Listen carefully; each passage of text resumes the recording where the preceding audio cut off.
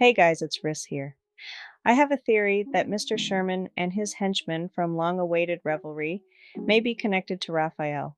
And the more we look at the details surrounding Sherman, the stranger that possibility becomes. One of the first things that caught my attention is Sherman's room. During Undercurrents, there is a very noticeable painting hanging there called Expectation.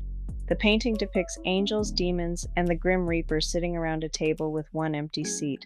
Now, obviously, just because Sherman has a painting hanging in his room doesn't automatically mean Raphael painted it, but we're talking about Raphael. He's a world-famous painter who has repeatedly used paintings, galleries, collectors, auctions, and the art world as part of his underground activities. His career as an artist and his hidden activities constantly overlap, so I'm not ready to completely ignore Expectation just yet, especially because Sherman isn't actually the person at the top of this conspiracy. We learn that Sherman betrayed Sylus after another group offered him something, and before everything falls apart, Sherman warns Sylus that with them around, he won't remain powerful for long. So my immediate question is, who are they? Because Sherman appears to be working with, or underneath, a much larger group. And then we have the Flux Nexus. This is probably one of the biggest reasons I started questioning whether Sherman could somehow connect back to Raphael and Lemuria. During Nightmare Finale, Sherman's henchman leader, the man whose broken jaw is being held together with wire.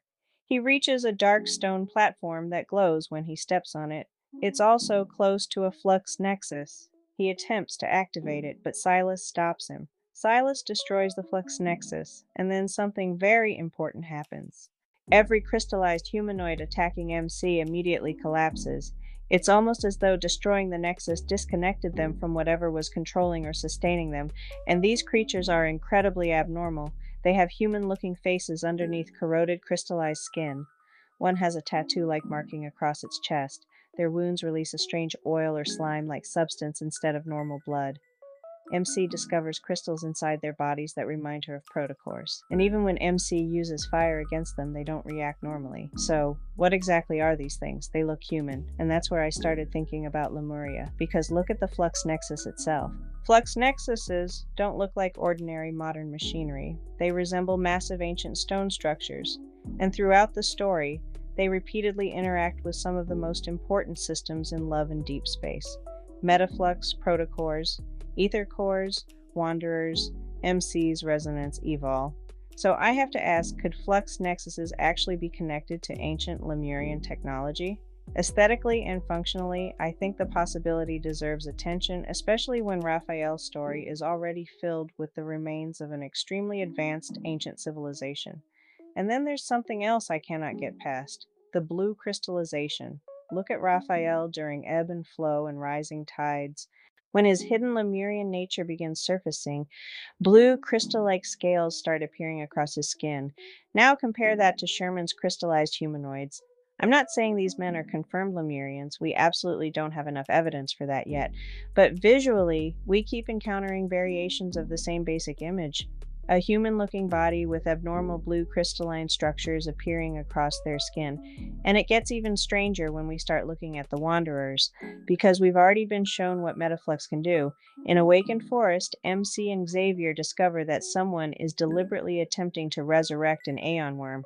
Metaflux is converging on the Wanderer and being absorbed by it.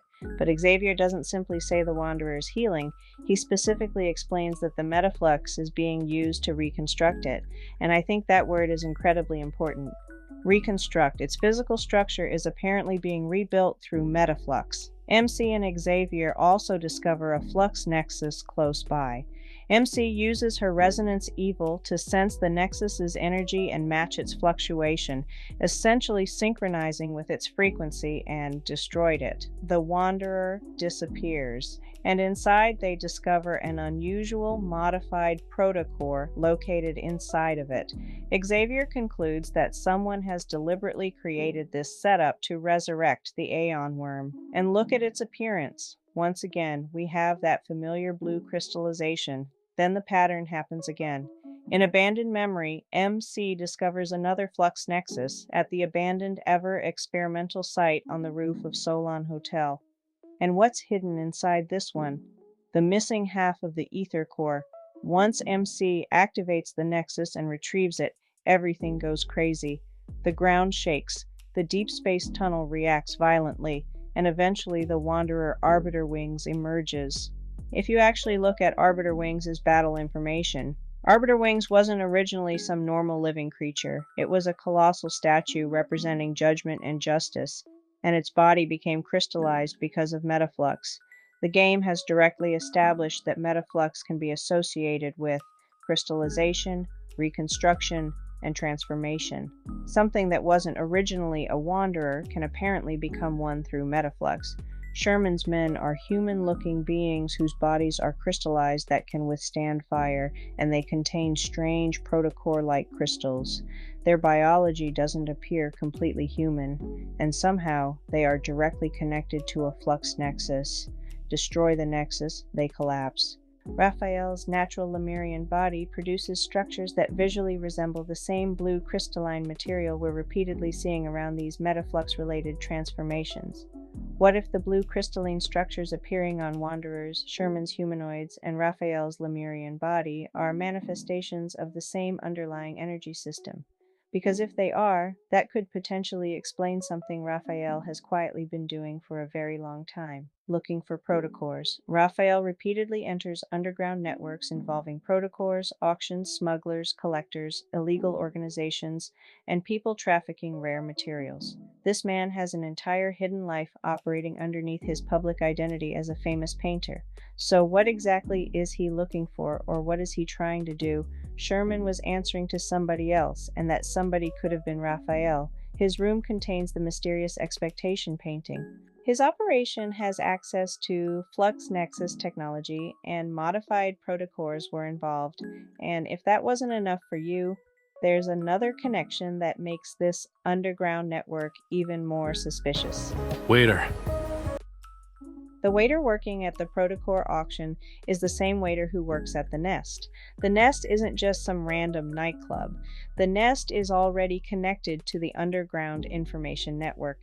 So why is someone working at the Nest, where Raphael hangs out at, also working inside this extremely secretive Protocore auction where Sherman, modified Protocores, Sylus, and the Ether Core are all converging? That tells me these locations might not be isolated from each other at all. People are moving between them, and remember, the entire auction was a setup.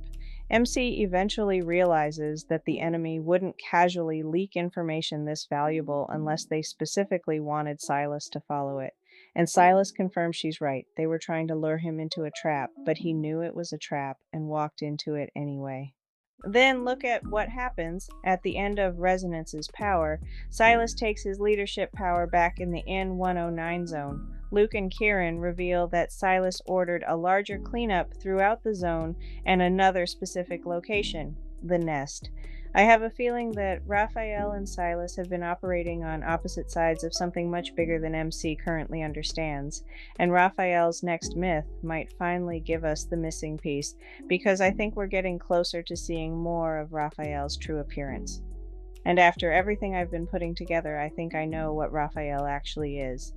So check out my next video, because we're going even deeper into Raphael, and if this theory is right, the painter we've been following this entire time may be involved in something much bigger than we realized. Thanks for watching. I'll see you in the next video.